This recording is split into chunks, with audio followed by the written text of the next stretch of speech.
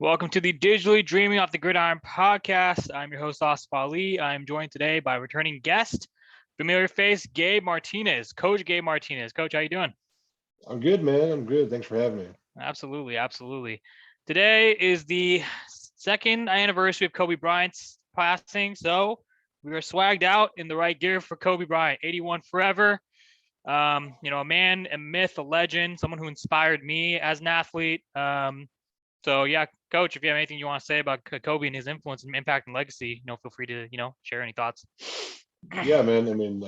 I saw that this morning when I woke up, and it feels just like yesterday. Whenever we heard about that tragedy happening, and it just makes you think back to just growing up and him always being around, man. I mean, him just constantly being uh, a elite superstar in our lives, right? He was always the dude. And from his time, you know, with Shaq, his time without Shaq, his time at the end of his career, how he ended, so strong, and just the role model he was to a lot of people, man. It's unfortunate, but the good ones go early. Yeah, I mean, and honestly, if you can see the ticket behind me, maybe I can pull this out. So I went to see Kobe Bryant play in person with the Golden State Warriors when we came to play the Warriors back in 2011. I was in row 223, or sorry, row 14, section 223, seat 8, and it was, around, how much was it? $10. Yeah. Well, I mean, they upcharged that. I think it was around 50. So I basically got swindled. But with Kobe, obviously, I see everyone posting on Instagram. I see everyone because I just reactivated today, and we can get into that a bit. But essentially, for me, I think for Kobe Bryant, I think like you said, everything he was able to do, first coming into the league, being a second option to Shaq and being able to prove that you can be a very competitive second option. And essentially, for me, when I actually read Scottie Pippen's book, right over there, you can see that right. Wait, oh, there it is. Yeah, right there you go. Yep. So Scottie Pippen, obviously, he was also a second option, right? But he ended up making the Hall of Fame. But Kobe was able to prove that he was more than just that. He ended up proving he was one of the greatest players of all time, arguably a top 10 player, top 5 all time. So, yeah, I mean, for me too, obviously, the day after the crash, I was able to go down to Staples Center, and I was able to or go down to LA, from here, drove 4.5 hours, got down to, Warrior Street, parked in Staples Center, walked 6 blocks or how many blocks over, to the actual Staples Center, and there was just murals, flowers, bouquets, fan art, everything. And I mean, it was just an incredible sight, because by the time I was able to actually get through the gate and get to my section, and I was also in the nosebleeds, just like the Warriors game when I got to go see Kobe. It was remarkable. It was remarkable. So, I mean, I think it's one of those things, we just kind of, we really put these superhuman athletes, and we believe they're superhuman until they actually, end up reminding us that, they're human, right? I mean, when someone passes away, when I mean, someone's ill and or something, or some kind of tragedy. My last guest, Shuki Kobe, who ended up winning a Super Bowl with the Steelers, he actually drove that point forward, that or home, that like a lot of times the media, and not necessarily me, but like the actual, like, the mainstream media, the ESPNs, the FS1s, the main networks, right? The national media, they basically kind of, they're able to celebrate the success of someone when they go high, and then they drag someone down to the rock bottom when they do something that we don't like. For example, Kobe Bryant's case back in 2003, right? And I mean, I remember that time, and, like, my mom actually didn't think that he was guilty. And obviously they're able to settle it. I mean, whether or not he's guilty, I mean, I'm not gonna have that debate, on this episode. But I mean, I just think it's one of those things where it's like, when you look at it, you analyze it, and you see it, you kind of take a step back, you put yourself in that position. It's like, wow, it's like a lot of things that Kobe did, were for the greater good. I would say, a lot of things that he did, for the sport of basketball, for us as fans, and obviously he was the reason I became a Lakers fan. Shaq, Kobe, and then Kobe by himself. I mean, growing up in high school, and obviously through the JUCO years, that's when Kobe was at his peak, as number one option for the Lakers. And winning back-to-back championships. I mean, it was remarkable. It was remarkable to see. So, obviously, like, yeah, I mean, I think in closing, we can just kind of end that with saying, rest in peace, Kobe, you're forever missed. And, it's one of those things where, you just got to kind of understand that, whoever your idol is, I mean, they're human just like you and me. And, Yeah. whether it's Kobe Bryant, whether it's Tiger Woods, and I'm not going to make it about anyone else because this is Kobe's day. But I think it's just something. It's always good to have that reminder. Yeah, absolutely. I mean, you said it perfectly. Yeah. So yeah. So I'm Man, where back. you been? Yeah, obviously, and it's funny, like, obviously, you're not the only one who basically hit me up, right? I mean, obviously everyone left and right, like same thing. Dude, where the fuck have you been? Like, Yeah, like what you said, like, sometimes you just walk around just like, damn, you fucking disappear. and, no shit. and no shit, yeah. And I was actually talking to my boy Lofa, and yeah, basically, and he was like, yeah, man, you disappeared, this and that, right? So I just needed to take kind of sabbatical from social media, Instagram, and all my listeners out there. I know that I said that we only have LinkedIn and we have now we have Twitter. We have Digitally Dreaming Off the Gridiron podcast on Twitter, and we also have Digitally Dreaming Off the Gridiron on Instagram. And the actual handles for Twitter is DDOG Podcast, and for Instagram is Digitally Dreaming OTG Podcast, spelled out. So you can follow us on Twitter, follow us on Instagram. Working on getting back on Facebook. But essentially, yeah, I know we kind of reestablished our presence from a platform perspective. We also reestablished our platforms. We're back on not just Anchor and Spotify, but also Google Podcasts, Pocket Casts.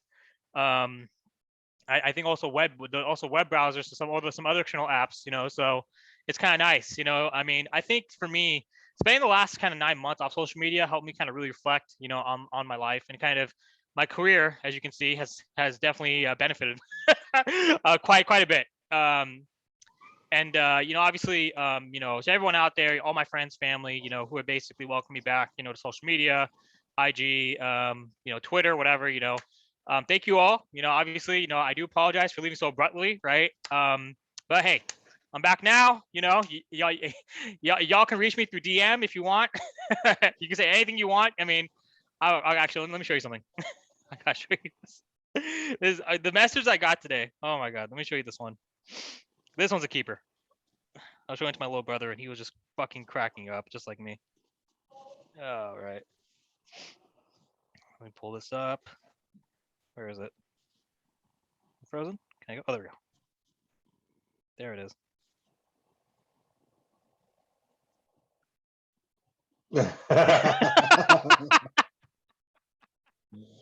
That needs to be your profile picture right there. No. I can't. Oh my goodness! Anyone watch this on YouTube, man? Shit. You see my reaction too, right? Oh my god. Yeah, it's kind of same reaction to me. I was just yeah. like, they just kind of manifested back in from thin air, and But we are back. We are back. Yeah, go ahead. Sorry. Yeah, you manifested thin air. No, man, you're good. It's just like I said, it. You and I had a few different talks. You had me twice for my coaching stuff, and then you had me once for a wrestling thing, and yeah. So we, I got to know you decently well through that, and I was just like, man, where's he been? I looked for you one time and I couldn't find anything, and I was like, maybe people from time to time will take like a 30-day break, and I was like, he's just chilling, whatever. And then time passed, and I was down, coaching this last season. I got done with it, and I was like, you know what?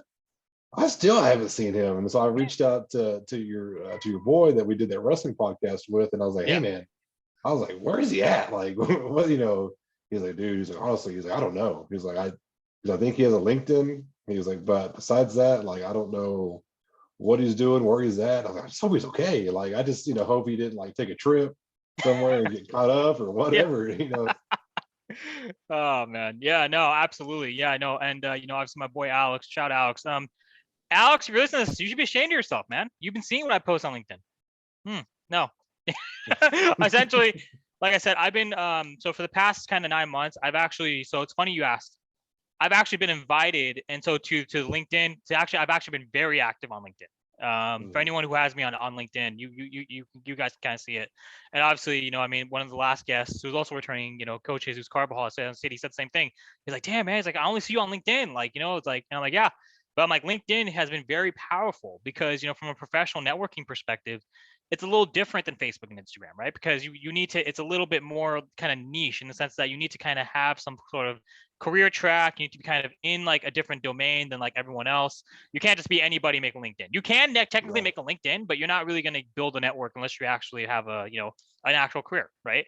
Mhm. And so for me, to your question, to your point, and anyone who wants to check out our YouTube channel, you can. I mean, I'll go ahead and it's the same. Digital Dream off the ground podcast YouTube. All the past 9 months, I've actually been, like I said, focused, and also I've been actually building my consulting business, my LLC, and I've also been publicly speaking at different web summits and at different webinars. And I'm also gonna post on Instagram at some point. I won't be able to post the full snippets because the actual presentations are plus 15 minutes, so they won't be able to fit in IGTV or Reels. So it'll probably just be like maybe like a 2 to 5 minute clip, of each of the presentations for each of the months. So basically, dating back to July, August, September, November, December, and this month, I've Yeah. actually I've been speaking, and I've been kind of getting involved on kind of just building my consulting LLC and just my brand as a professional keynote speaker, and in the IT domain. So, kind of taking a break from social media, taking a break from football. I actually just started I just restarted the podcast back in December, last week of December. So that's why you probably saw all the posts. You actually, I know you did. You saw my stories, so I appreciate it. But yeah, basically, so all the the Steelers I've had, Levon Kirkland, two-time All-Pro, two-time Pro Bowler, NFL 1990s All-Decade team member, Chris Dishman, two-time Pro Bowler, first-team All-Pro, second all-time franchise leader in interceptions for the Tennessee Titans, right? Super Bowl champion Chukia Kobe. Shout out to Lofa. I'm sorry, but hey man, I had to have him. Super Bowl 40 champ. So yeah. and then Marcus Ogden, who's coming back on the show on Friday. NFL veteran and AIF veteran. So I mean, he's also a keynote speaker. He was actually the first guest I had on when I restarted the podcast last month, 4 weeks ago. So yeah, basically, so I mean, kind of, just that's how it is. Sometimes you need for me, I need time to kind of take a step back, prioritize everything, focus on kind of what really mattered, and it still is that's obviously my number one priority. But this is obviously, I was able to, get all the approvals to have this back up, through all my clients and kind of the corporate kind of, red tape. Got all the approvals needed, and here we are. Because interestingly enough, prior to this, I was actually a contractor. I mean, I still have my consulting LLC, but I was a contractor for the main kind of FTE gig I have right now. And so when I actually converted around the time I deleted my social media, so they converted me to full time. And with that, I mean, I'm not gonna get too much into the company policy, but essentially there's certain things you can and cannot do. Like, for example, if you're speaking at a virtual summit or like a public forum or some sort of like, if you have a public platform, you're a representative of that company. And in order to kind of to ensure that they minimize the impacts, type of legally and all that other stuff, you have to go through all these approvals to be able to speak. And usually it's very hard to do that. So what I had to do is I had to be very clear and kind of work my approach, kind of come with a strategy to make sure that when I relaunch this platform, there wouldn't be any topics pertaining to work, any topics pertaining to the company. And that's why you see the legal disclaimer in the podcast description. Basically, the opinions are my own, not that my employer. So basically, yeah. So that's pretty much it. So that's awesome, man. I respect it. Like I said, you see it from time to time. People will say that they're going to take a break, but then they're back on the next day, or right. They'll do it during like Passover or Lent, whatever, and do it for that time frame, and they're right back onto it, and as soon as it gets done. But hey, much respect, man. You gotta step away and grind away and get back to who you want to be going forward. That's awesome. 100%, brother. You know how it is. And now we're gonna get into your routine a bit, but I just want to give you kind of a little tour of kind of how far we've come. Yeah, your setup is super nice, man. I was digging it when you're on your post. I was like, all right, upgrade. Yes, sir. Yes, sir. Yeah, I see. So all my accolades are now on display. So all the guests I've had on, they've all seen this backdrop. So you obviously remember the fold-out table, right? Yeah. One of my boys from high school. When he saw this, when I relaunched the podcast, was like, "Damn, man, you've come a long way since that fold-out table." I'm like, "Yes, sir."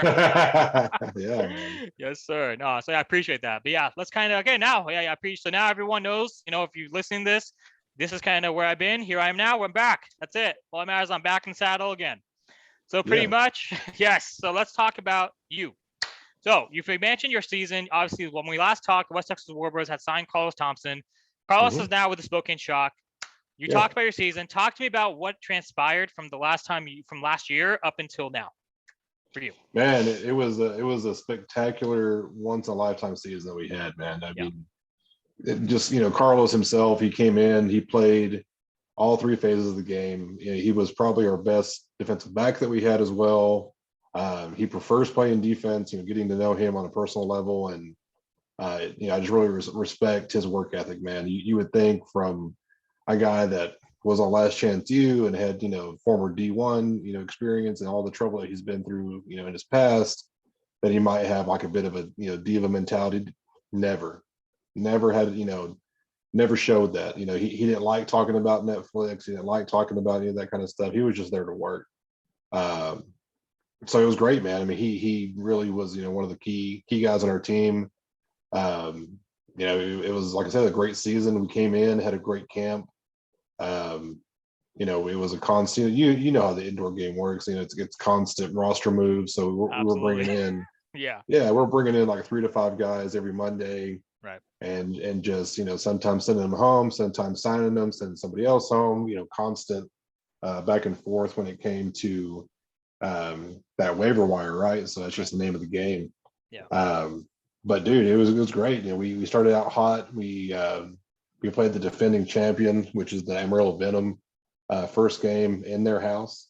And went down, and it had a really exciting game, and it was kind of a low scoring affair, which is not typical, right? But pulled out the win, and that just set the tone for the rest of the season. We had some COVID issues with just having to deal with guys go down. We had like an entire apartment quarantine for a little bit there, and we were really fortunate. We had the semi-pro team that I had coached in the same town. They were wrapping up at that same time. Right. So they had just got knocked out of like the third round of the playoffs. They went really far. The West Texas Oilers, shout out to them. They had a really great year. We had 4 or 5 of their guys transition right into our team. Offensive line, 2 defensive linemen, a linebacker. We had guys come in and not just contribute, but start. And that was huge. That's what, a large part of our success was due to having that resource there, and my former connections to him from having coached him just a few months before that. So it was great, man. We played the same team again for the championship, the Venom again. Yeah, so we actually beat him 3 times, man, which is wow, it's hard to do, man. Right. You know that in any sport and any level. So especially that was super cool. Yeah, man. So it was super cool, and we got to play the championship game in our home, and got to pop champagne and everything like that in the locker room. And we're having. I'll probably be overseas whenever the ring ceremony is in March, but we have some nice rings coming. So it was a great experience, man. We had a how it goes on the arena. Your staff usually isn't very big. We had a coach at every position group, running back, receiver, DB. I mean, everything. We were loaded, man. So stars just aligned, and I think the best part of it was our, like I said, Carlos went to Spokane. Our quarterback went to Spokane. Our other, sorry, my cat's just like, I love it. Up in this.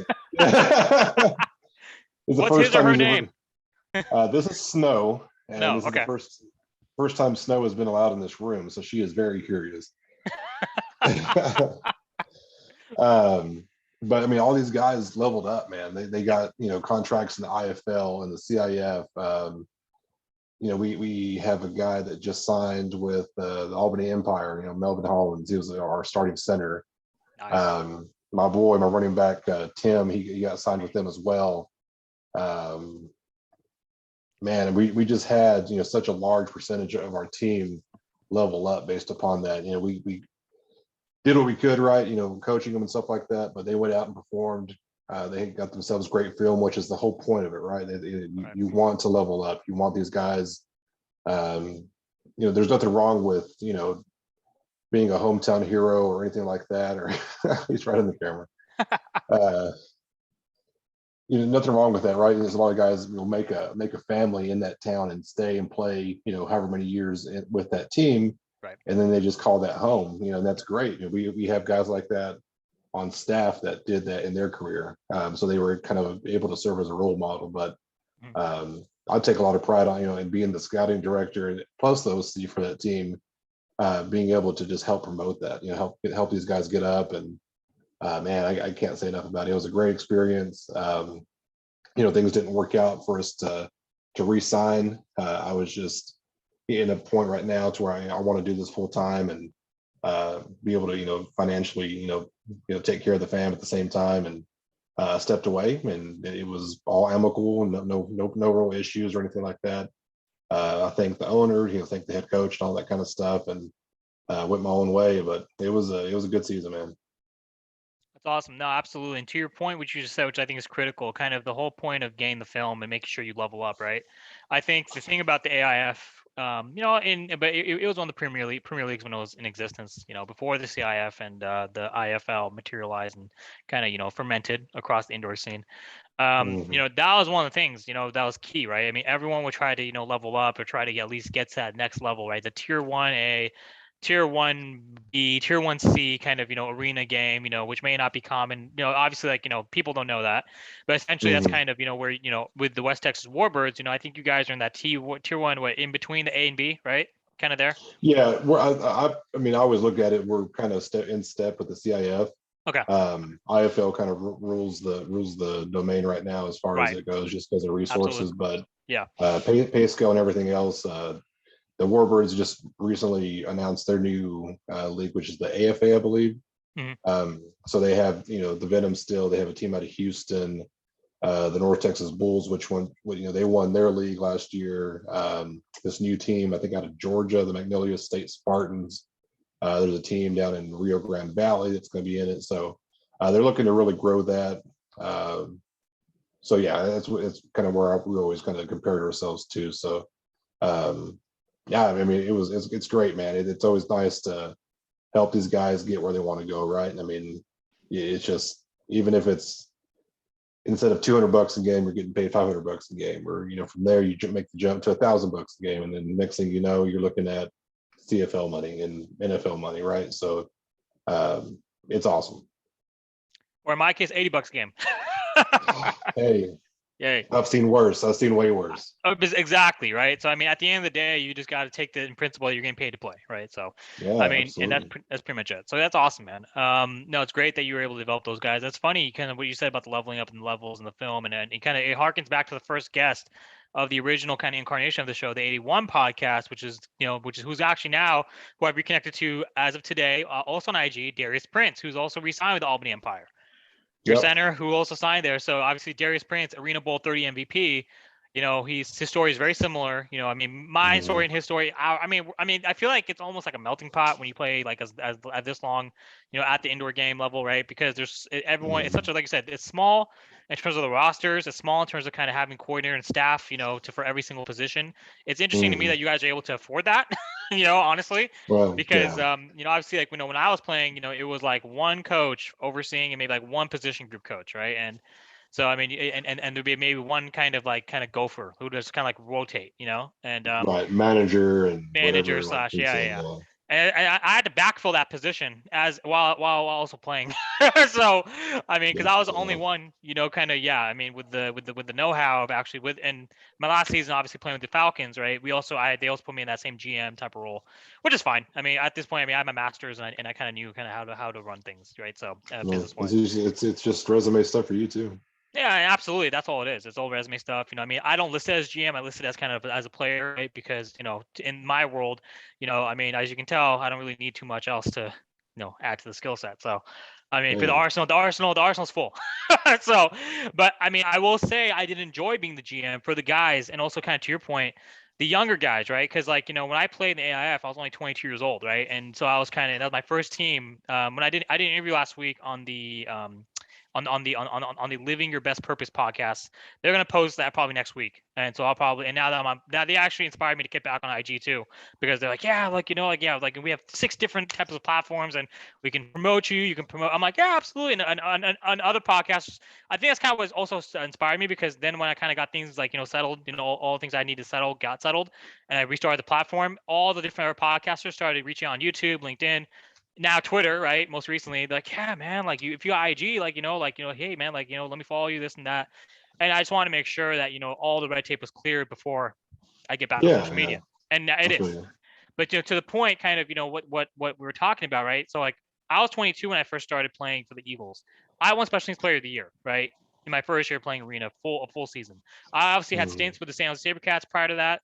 You can see that jersey right there, the green one, right over there. Yeah, that. I also had stints with, obviously the Stockton Wolves don't have a jersey, but my California Eagles jersey right there, the orange, you can see that, the Eagles, the AIFA, right? So obviously, depending on kind of who you are and however strong your will is, you can make it, like you said, you can make it, to your point, the greatest opportunity if you maximize the opportunity, right? And I think ultimately, kind of, but back to my track. After the Eagles folded, and basically we made the championship game, we got blown out by the Cape Fear Heroes, which is still a great team over there in Fayetteville, North Carolina, right? They basically, I obviously went back to school, got all my everything, right, the wall behind me, established myself, and then when I moved to Chicago, that's kind of when I started researching, and like indoor still a thing in the South, in the Midwest, in the East Coast, in the Southeast. Here in the West Coast, not so much. Maybe one team in California. It wasn't as big as it used to be back in the mid 2000s, early 2010s, when you had the SaberCats, the AFL, before the AFL folded 3 years ago. But yeah, pretty much, obviously, like, back to the point, at this point when I'm playing with the Falcons, I'm 28. I'm not 22. So these kids who are like 21, 22, right? They're looking for me, especially when you're trying to get your feet wet on special teams. Like, if they need to understand, lane integrity, you need to understand kind of, assignments, on kickoff, you need to understand assignments on pump block. My Niners, what did we do this past weekend, right? Pump block, right? Defense, special teams wins games. That's what my college coach, who's now the coach at San Jose College, Coach Winks, always preached to us, right? And that's what he told me how I get my opportunity, and the rest was history. So pretty much, I mean, the point of all this saying, like, to your point, kind of now that you're almost like, we're basically elder statesmen. We're elder statesmen to these younger guys. And, they've definitely had, their mishaps along the way. But what we're able to set as the example can help drive them to basically the promised land. So. Yeah, absolutely. Yeah. It's a special thing, because you blink an eye, and you like you said, you went from 22 to 28 in a blink of an eye, and then you blink again, you're here, and you do all the stuff along the way, and you earn all the accolades, and revel in the success while it happens, and the rest of the time just grind, right? It's just constant, right, climbing the ladder. So same thing for these guys, man. Like you said, these guys are green coming into it. A lot of them have no idea what they're walking into as far as the arena game goes, not just on the field but off the field. So you stress to them, hey, yeah, you're going to come here for peanuts, man. But if you want to change that to a briefcase full of money, and to take care of your family or something one day, then just use it. Use it as a springboard. It's always nice. What's funny about that? I used to think it was just arena, but then I was watching a documentary on the New England Patriots, the assistant coaching staff. Scott Pioli, when he got his first assistant coaching gig in the NFL under Bill Belichick in Cleveland, Bill Belichick says, okay, here's a job. You're going to review film, you're going to take stats, and you're going to report back to me, on every Saturday before game day, right? And pretty much, and then they said, and the last thing, it pays $14,000 a year. So you want the job? And then pretty much Scott said, yeah, I'll take it. And then Bill, then they cut to Bill, and Bill basically said Scott didn't have too much choice, too much leverage in that situation. He started laughing. But ultimately, kind of him, Eric Mangini, they're all part of that melting pot where, they were all getting paid peanuts, but but they didn't question the work, they didn't question the objective, they didn't question why they're there, which I think so many of us do. It could be a generational thing, but it also can't be, because like you said, there are young guys still kind of competing, so they have the same mindset. I think maybe it's a football thing as opposed to a generational thing. So if you're able to kind of preach that, and you're able to optimize or augment that characteristic in your guys, it doesn't matter how skilled they are. I wasn't the most skilled. by any means. I wasn't the most athletically gifted by any means, but you're able to preach to me. I'm able to take it, and I'll take it and I'll run with it as far as I can within my limitations. And to your point, with the guys you have, the green guys, again, I mean, and I just want to drive this point forward for anyone listening. You know, if you really want this opportunity and you really want to make it the most, value the opportunity. Don't question it. Value it, because you don't know what doors is going to open for you. Yeah. I mean, it's one thing I talk about now. I mean, you know, since the season ended and until here recently, I was just kind of fielding offers and stuff like that. And, you know, I've been working with an agency called Pro Level Agents. This guy, you know, Buddy Walters, he's a, you know, player rep out of New Jersey. And, you know, we used a lot of his guys last season to bring in for waiver stuff, and just, you know, a lot of quality talent there. And talking to, you know, these guys now, and it took me until I was 31 to realize that just because it's not the cookie cutter norm that you see on TV, you know, right? You know, high school to college straight to the draft into a superstar. Just because it's not that doesn't mean it's wrong, you know. And there's no need to be ashamed of it. There's no need to try and hide that, because, you know, guys get to the NFL all the time in these different paths. And, you know, even my end, you know, coaching, you know, I didn't go from. Gabe, I lost you.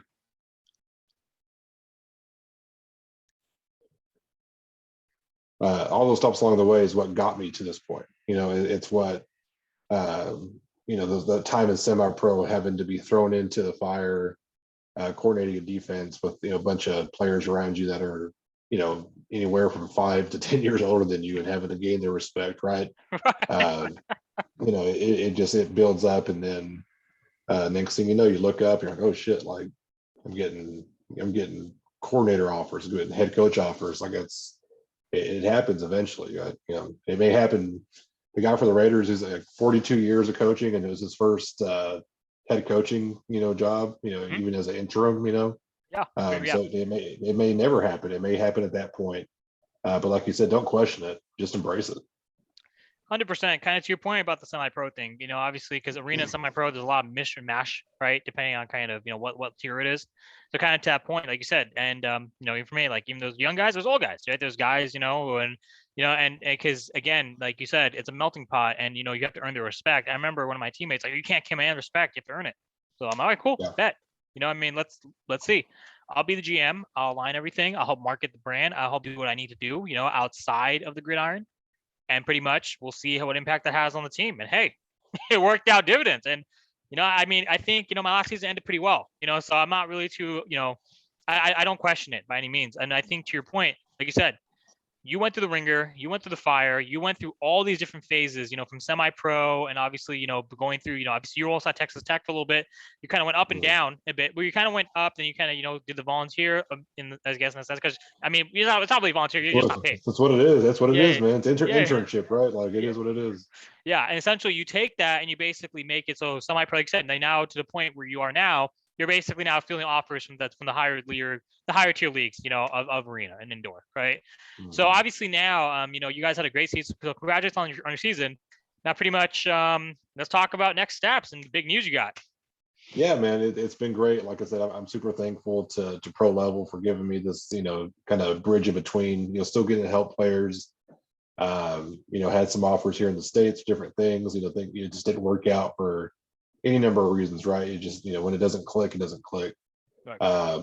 You know, always, you know, here lately, at least since the season ended, been pretty active on Euro players, you know, that website, and I've seen kind of you know, success stories that they, you know, promote from a lot of guys. And I've had, you know, of course, I've had offers to go coach in Brazil, and COVID kind of squashed that, and made contacts with, you know, the coaches that I've made in those different offers, and just crossing paths. And so it was always kind of like a seedling, right, to eventually go coach overseas somewhere. And this team, the Czech Republic, man, of all places, you know, the Strava Steelers, saw them. They were looking for a head coach, you know, reached out to them. They messaged back right away. They're like, you know, hey, you know, we'll definitely interview you. You know, we've already had a few interviews, so just know that coming into it, and, you know, we'll get it done. It was like 2 days later, and we'll see what happens. Interview went extremely well. They were going to wait till midweek to tell me, and then one of the guys told me the next morning. He was like, "Hey, I don't like fucking around. Like, we're going to tell you, like, we're going to go ahead and offer you the job." So, just elated, right? That the first head coach stopped there without being interim or anything like that on my end too. So, of course, had to talk to it about with the family. Got the wife and 2 kids and all that good stuff, and Yeah. We've had this home here, for a little over a year, and on 10 acres. So we've been kind of building that up and that kind of stuff. And I'm just really fortunate and blessed to have people around me that are ultra supportive, right? Like, not just like, I guess it's they're like, no, like, let's go, like, let's do this thing. So it's still coming. Contracts already signed, all that good stuff. We've already had a few meetings with the coaches. They had their first practice yesterday. So doing a lot of stuff virtually, going on huddle and breaking down practice and critiquing it that way and all that kind of stuff. But just really thankful for the city of Ostrava, man. That they're Czech Republic in general. The more I researched into it, the kind of the deep, rich heritage they've had, over the past 30 years of football there, and just what they've really grown to. They've gotten right to that cusp. Championship game, like 2 of the past 3 years. They just they wanted to bring someone in that can get them over that hump. And I was like, hey, let's go. Let's go win a ring. Like, I just won one. Let's go do another one. 100%. No, absolutely. No, congratulations on that, coach. And, obviously, absolutely. No, you definitely grinded and you definitely had the opportunity. So obviously, like you said, a lot of tough decisions, a lot of tough conversations to have, with your family, with those around you. And, obviously coaching in Europe is going to be a completely different experience, than coaching in the States. Obviously I've had guys, on the show, Kevin Vi, Cody Galea, Andrew Betancourt, Coach Betancourt, over here, in Cali. And, and they all go to Germany, to go play over there. And sometimes, they move around to Poland. And so, yeah, I mean, it's definitely established. The European game is definitely established. And actually, one of my guests, Chris Dishman, the one from a few weeks ago, actually, literally 2 weeks ago, 15 days ago, or 16 days ago, he basically also coached in NFL Europe. And so he loved his experience. He actually was he actually got to work with Jim Tom Sula, who was a interim head coach of the Niners for a little bit. And he said he said they go down to the basement, they play cards, and they pretty much kind of drop schemes, and then they basically go out next day. So, and obviously Kevin and Andrew and Cody have some crazy stories. So yeah, I'm man. sure. I mean, Yeah. I mean, the culture there, man. It's kind of all based around like beer. So it's like, that's what they're known for. Like, per capita, they're the world's largest like consumer of beer. So it's like, all right, man, like, let's do this. I'm not a huge drinker by any means. Not what I was, 10 years ago at least. Sure. But college years. but yeah, for sure. Back Yeah. back in that day, it was different. But Right. I think it's great, man. They have stellar facilities. They're building a brand new turf that'll be the first of its kind there in the Czech Republic for their game field. And like you said, these guys are, we have one import. So our quarterback, Brad Jones, he got there yesterday. He just arrived, and him and I will be roommates while we're there. And he's going to be also acting as the OC. So, it's a whole different thing too. A lot of the American players that get called over to be imports have some type of coaching duty as well, whether it be with that team specifically or the junior team. And I'm just embracing it, man. It's gonna be a great time. I'm sure I'm gonna be homesick like crazy, but just like I told them, like, I'm treating it like a job for what it is, right? You guys are paying me to go do a job. I'm gonna go clock in. I'm gonna be hard at work, and my job is to clock out. With the championship. That's winning isn't everything, and they stress that they want to build, continue building their culture, and just have growth inside the organization, which is great, and I want that as well. But I'm a bad loser, man. Like, I'm much happier and generally to be around whenever we win. So that's what we're going to try to do. Absolutely, but I think it's critical. It's a critical point that you brought up, or that they brought up, the organization, that you do need to build a culture. It doesn't happen overnight. Reason I'm saying that is because these guys, right? I mean, you see that who they lost to in the playoffs last year, then they blow up the team. After a year after winning a championship, and now you see how they're struggling so mightily this year. And I mean, essentially, the reason I'm saying this is because it falls on the GM, but ultimately, like that team lost to the Phoenix Suns, who are going back most likely to the NBA final, right? The championship series of the NBA. So it's like you can't be reactionary. You have to kind of roll with the punches, and you have to understand that things do take time. And you're right, though. Obviously, it's good that you have a winning mentality. That's going to definitely set the tone. But it's funny because when I was coaching at Whitney a few years ago, I keep referencing my little high school stint. But when I was coaching there, It's not little, man. Trust me, it's not little. To those people there that you impact, it's not little. Absolutely. And kind of to that point, I appreciate that. Kind of to the point, obviously, like, when I was there, it's the same thing. It's like, that's what coach said, like, oh yeah, we were 0-10. So the previous year. So we're not, you're not going to try to win the conference. And he would tell the players straight up during, after practice, like, yeah, like we're not good enough to really kind of just take days off or, what I mean? But, we can be good enough. And they end up finishing the season, 6-6. 500. That's a huge improvement. Exactly. And Coach Carbajal, when he finished his first season coaching at San Jose City this year, he was the only linebackers coach, for the program. He had 3 guys all conference, and he basically, and they were 0-10 the previous year. They finished 3-7. That's awesome. That's awesome. Progress, right? I mean, that's the name of the game. You just don't want to stay stagnant. You don't want to get complacent. Sports is about evolution, about progression. Correct. That's awesome, man. It's people like that on those days where I was like, man, like I'm about to have to load up and drive 6 hours of my own money, my own gas, pay for a hotel room, and do whatever coaching this is going to require. It made all that stuff worth it, right? I mean, I would go back and do it exactly all over again if it meant, impacting those along the way and the end result at the end, right? So I mean, to me, this is just the beginning. I'm super excited to touch down, next month in Ostrava and get to work and all that kind of stuff. They're looking for something long term. I told them, well, you just make sure you like me first, right? Like you make sure like I can go do the job first, and then we'll talk long term. Right. But whatever that future holds, man, I'm super appreciative and super appreciative of you, man. I'm glad you're back. Stick around. Back in the saddle, buddy. I ain't falling off unless the horse kicks me off.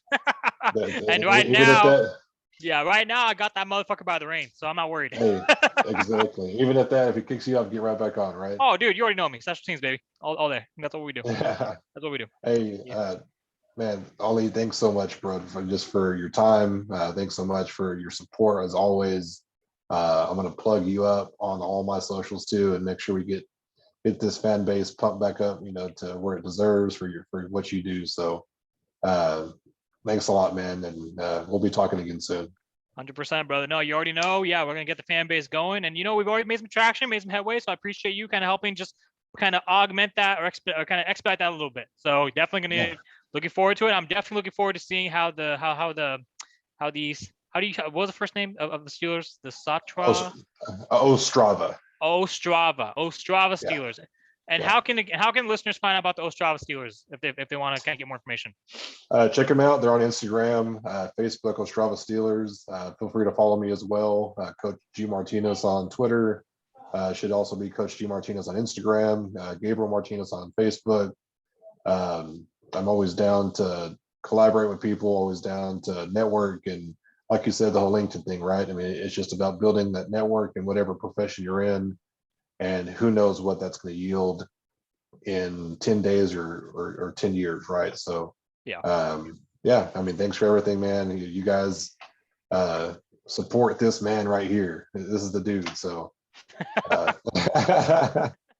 thanks again, brother. We'll be talking to you soon. Okay. 100%, brother. Take care. God bless, and looking forward to your success in the Czech Republic.